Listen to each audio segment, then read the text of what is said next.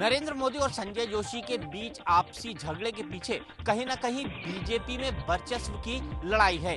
इस झगड़े की नींव 17 साल पहले गुजरात में पड़ी, जब संजय जोशी और नरेंद्र मोदी दोनों गुजरात बीजेपी के लिए काम किया करते थे।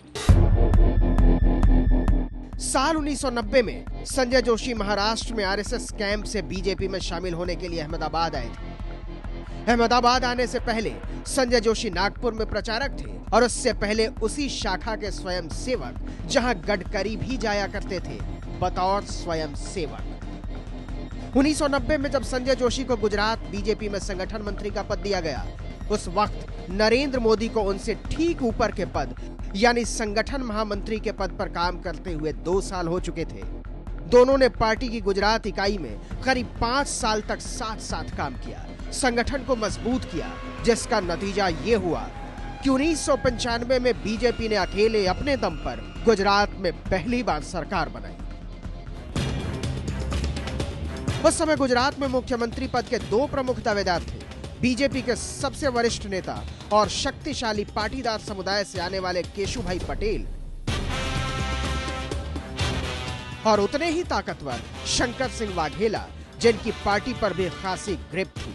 दरअसल शंकर सिंह वाघेला 1993 तक पार्टी के अध्यक्ष बने रहे थे और मोदी और जोशी दोनों ने उन्हीं के मार्गदर्शन में संघ के प्रचारक की भूमिका के बाद सियासत का पाठ पढ़ा था।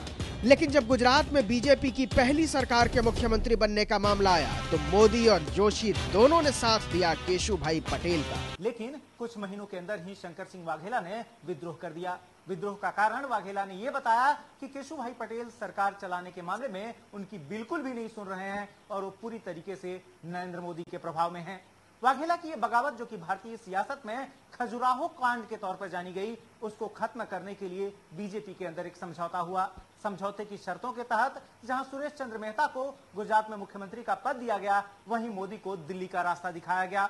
साल 1998 में बीजेपी दोबारा सत्ता में आई। ये वो वक्त था जब नरेंद्र मोदी और संजय जोशी के बीच दरार कम होने की जगह इतनी ज्यादा गहरी हो गई कि फिर कभी भर ही नहीं पाई। जिन्ना प्रकरण के बाद संजय जोशी ने लाल कृष्ण आडवाणी से इस्तीफा मांगा था। किसी भी महासचिव की हिम्मत नहीं पड़ रही थी। ये संजय जोशी थे कि जिन्होंने वो इस्तीफा लिया था। उसके बाद से लगातार ये पूरा गैंग जो पार्टी के अंदर था, आडवाणी और नरेंद्र मोदी और भी इस गैंग में शामिल थे।